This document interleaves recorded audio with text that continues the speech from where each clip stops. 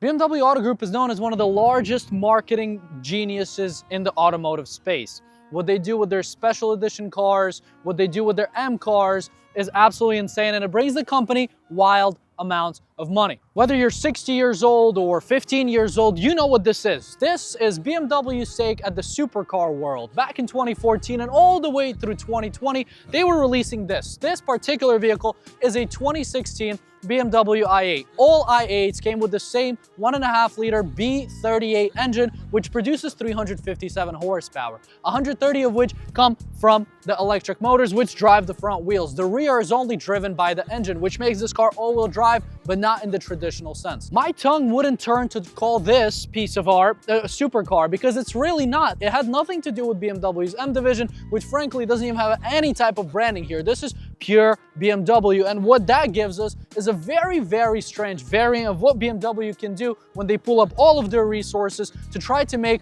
a concept car a reality, something that's ahead of its time, and yet you can drive it, you can touch it, and best of all, you can buy it. A massive, massive thank you to our friends at Signature Pre-Owned here in Kearny, New Jersey. They are incredible partners who provide us with cars like this for review, and we're really happy to have them. Check them out. They can fulfill all of your car needs, whether it's BMW, Porsche, or any type of beautiful exotic vehicles that are on the market today. The i8 is like art, but it's kind of art that you love and hate. It's really a love-hate relationship with this car. Yes, it looks magnificent. It's very iconic. BMW put a lot of money into marketing these. This thing has lines going through it like you've never seen before. It really does look like a supercar when you first see it, and yet it's got that Bavarian logo in the front. This car has a trunk, and honestly, I cannot find a button for the trunk anywhere, so you have to open it from this strange looking little square key. Check this thing out. It looks very weird. Even the key is weird. A lot of things about this car are weird as it is.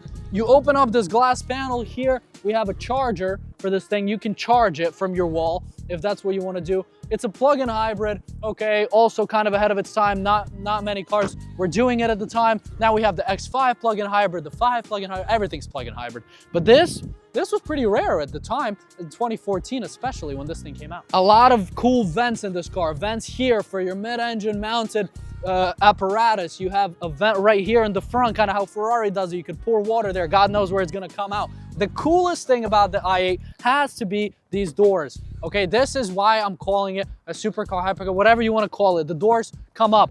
When you open the doors, the first thing that you see is this carbon core. The frame of this vehicle is reinforced by carbon. There's carbon on the doors. There's carbon on the actual frame. You can see it. You can see that there was a lot of technology packed into this car, but I'm just not sure that it paid off, honestly. The amount of money that they put into this and the depreciation that these vehicles hit, I mean, it just doesn't make sense to me. Getting into this thing is just, it's a different story than anything before. You have to sit here, then you have to kind of jump there, and then you have to get in here. You have to be a young guy. If you're an older guy, you're gonna break a disc or something trying to get into this thing. When you're in here, everything is so simple and honestly so underwhelming that you're not sure what you paid $140,000 for when it was brand new. This vehicle is almost brand new. It's got just a little over 4,000 original miles on it. This thing is a time capsule from 2016, and you can get something like this right in the range of $60,000 today. This particular example with just over 4,000 miles is one of the lowest mile examples on the market today, and it's priced just under $70,000, which is honestly fair considering the market for these cars goes anywhere from $38,000 to $59,000 for examples with miles. But it gets really strange. Here are some examples. $47,000 with 74,000 miles for a 2016 i8. And then we look next and we have $52,000 for 24,000 miles. So that's a difference of about $5,000, and yet the mileage difference is over 50,000. That means that the market is valuing 10,000 miles on this car per $1,000. So the depreciation has really slowed down because of the rarity and how cool this car is. But honestly, I don't think there's much cool about it besides these doors and maybe the way it looks. Now, this thing is in collector territory, but I'm not sure who would be collecting this. Okay, you're getting an engineering marvel from 2014 that went for another 6 years to 2020, but the buttons here feel like your 2013 BMW 6 Series. You have your regular gear selector. There's nothing M about this car. Maybe you can talk about BMW's purity as a brand of its own without the M division, but even then, I mean, it's electric, so could this be considered one of the first electrified BMWs, something maybe of like a Back to the Future type of sort? I'm just not so sure that this car makes any sense to me in one way or another. The back seats on this, and honestly getting in the front is a blasphemy of its own, but the back seats, I'm just not sure that they carry a purpose other than being aesthetic here. But even without the aesthetic purpose, I think it would look totally fine if you could just throw a little wall here, just like they did in the Z3 and the Z4. I mean, the car is small enough for that. Sitting behind myself, I mean, I can't call it sitting, I would call it hiding, because you're here, you feel like you're in jail. You feel like you committed a crime and they put you back here for doing something wrong, even if you're just trying to get from A to B as a passenger in this car. Let's say you're a lucky guy and you happen to have not one friend, but two friends. Well, one friend goes here, you're driving, and another friend has to get in the back. Welcome to BMW i8, where to get in the back, you have to manipulate a seatbelt, because what kind of design is this, guys? I mean, put it here, maybe put like a little arm like they had on the E90 where it gives it to you, but not integrate it right here where you have to completely go under it and somehow twist yourself into this vehicle, which is already a total nightmare of its own. You would think that you could access the engine, right? Let's say you need to take a look at it, make sure you're not leaking oil, even though it's a BMW, not an Audi, but still, you would come back here and you open this and you would think there's an engine there, but oppa, what is this? This is styrofoam, guys, and under it is a plate. It's a metal plate. So BMW doesn't want you to look at this absolute disposition of a 1.5 liter three-cylinder. 3 cylinders? Are you guys kidding me?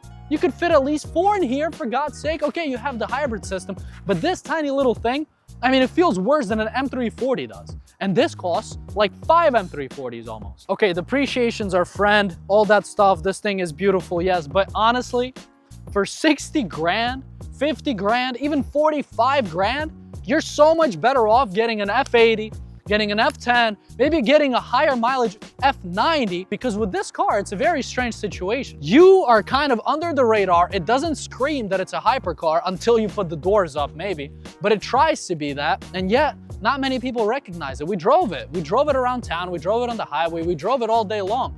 And this car just doesn't get the same attention like a loud BMW M would.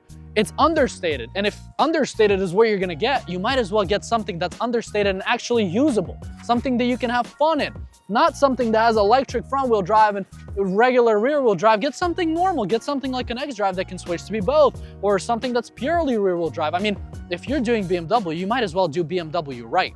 This does not do BMW right in any way. Who's a typical buyer for this vehicle in 2025? Well, number one is probably a crypto bro who saw this car when he was playing Minecraft back in good old 2016. And he was like, wow, this is the coolest car I've ever seen. I want to make it my dream car, and he bought it. Would he be satisfied with his purchase? Fuck no, he won't be. Are you kidding me? Everything is plasticky, everything is sort of cheap feeling. Yeah, it's a cool design, you look in your rear view mirror, you see the little lines going through the body, but other than that, there's nothing really cool about this car. And the only cool thing is to impress the girls, you have these doors, which are gonna start leaking on those struts after 20,000 miles. But other than that, I can't even say this car feels ergonomic inside, which is incredibly unusual for BMW as a brand. They tried to make it super futuristic. We have a different sound. The entire menu is blue instead of orange. That's kind of the color of the car if you haven't noticed yet. And you start and nothing happens. The engine doesn't start. Everything is in electric mode. If we click the drive selector, we're gonna start moving in fully electric. There's no engine noise. The steering wheel is heavy by nature, but it's still electric. I mean, you totally feel that everything about this car is sort of futuristic. But, you know, I guess supercars are supposed to be relatively simple, or hypercars, or I don't know what this thing is, honestly. It's just a car with doors that go up. That's the only way to characterize it. So with it being simple, there's very few buttons here. We can switch our modes, which are only Comfort and Eco Pro. If you want to go into Sport, you have to shift the selector, then the engine comes on, and now you're in Sport, allegedly. There's a lot of fake noise happening in this vehicle from all over the place. You have fake noise from the speakers, fake noise from the back, just a lot of fake noise. And that's what they had to do, because what you're working with is a 1.5 liter 3-cylinder that can barely do anything, and it's fighting for its life to give you any type of emotion behind the wheel of this car. This car is working with a 6-speed transmission, which is nothing like the 8-speed ZF that was later introduced. This transmission, it shifts relatively quick, but it's not quick to respond. When you click the paddle, it takes its time. I mean, there's at least a half-second delay before anything happens, and if it does happen, it just happens relatively smoothly. It's not jerky. It's very sad, honestly, to pay $140,000 for a sports car. I mean, let's just call it that for starters. It's not exciting. There's people looking at it, but again, it's these same guys that probably played the same Minecraft in 2016 and saw this car all over the place because of how well the marketing was done on it. The car is really stiff. The suspension is stiff on it, and even though it's small, it feels almost bigger than the 7 Series that we test drove earlier. This car feels very unergonomic. You can't really tell where your corners are because of the weird shape. There's massive blind spots in the rear. You cannot see anything out of there. You don't even have blind spot assist on this car like you would normally. The hybrid system kicks in the same way as it does in the Prius. If you're applying a little bit more load, the engine sort of kicks on, it spurs the RPM, and then it seamlessly takes over the electric motor. The electric motors on these cars can do about 40 miles per charge, and they have to be actually charged. Like right now, this car has been sitting for a week or so, and the battery's completely drained. There's no juice in there for us to click the eDrive button and go into full electric. So the engine has to be working in order to recharge that battery. Again, you're driving it through town. People are looking at you. There's a lot of guys in particular that are looking at this car, but even the ladies, they notice it. And then you have something like this blue Corvette with red seats that's coming up, and this guy is not looking at you at all because he knows that he's got a much better value for the 70 grand that he paid for that Corvette than you did, paying 140 grand, double that Corvette for this thing with 1.5 liters under your fake trunk in the back. Покажи його, show our guy in the back. Look what's going on back there. How tall are you?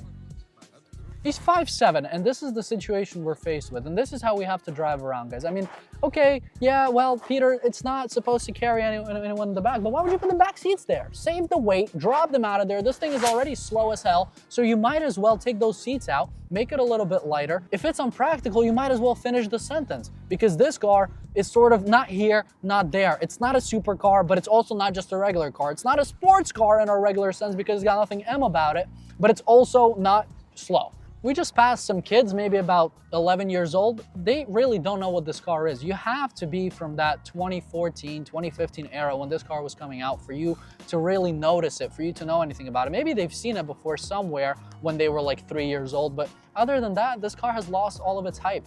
And the market shows that. The pricing on these cars shows that. I mean, to drop almost 3 times in value over the course of a couple of years, even with the lowest mileage on the market, guys, that speaks for itself. Maybe what BMW could have done is created a BMW i8M, which would have had something like the S55, for example, or had BMW i8M something like the first version of the M Lite, but they didn't. And that's what I think caused this car to depreciate so much, because BMW's M division is really what gives excitement to the cars. And the cars that don't have the M, well, they're just very practical, nice cars that you can use every day. This car is none of that. And with it being the performance-focused car that BMW has sought it to be, well, it sort of falls into the strange bracket of not here and not there. The i8 is not respected on the road. If you're driving a McLaren, if you're driving a Ferrari, if you're driving a Lambo, you're respected on the road because people know that that's a special vehicle. This car just kind of looks like a little weird version of the BMW i3.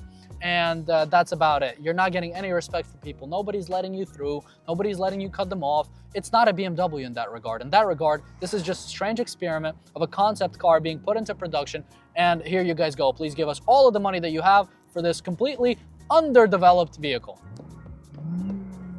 Oh, that's such a sad sound, guys. On a red light, you're just embarrassing yourself because all of the sound is fake. It's being pumped through, and without the fake sound, you're revving your little 1.3 cylinder moped and expect people to look at you. No, they're not gonna do that. You're so much better off getting a Corvette and not embarrassing yourself in front of your fellow pals for paying this much money for a car that can't even rev itself at a red light normally. If this BMW i8 had regular opening doors, it honestly would have been an even bigger flop than it has become.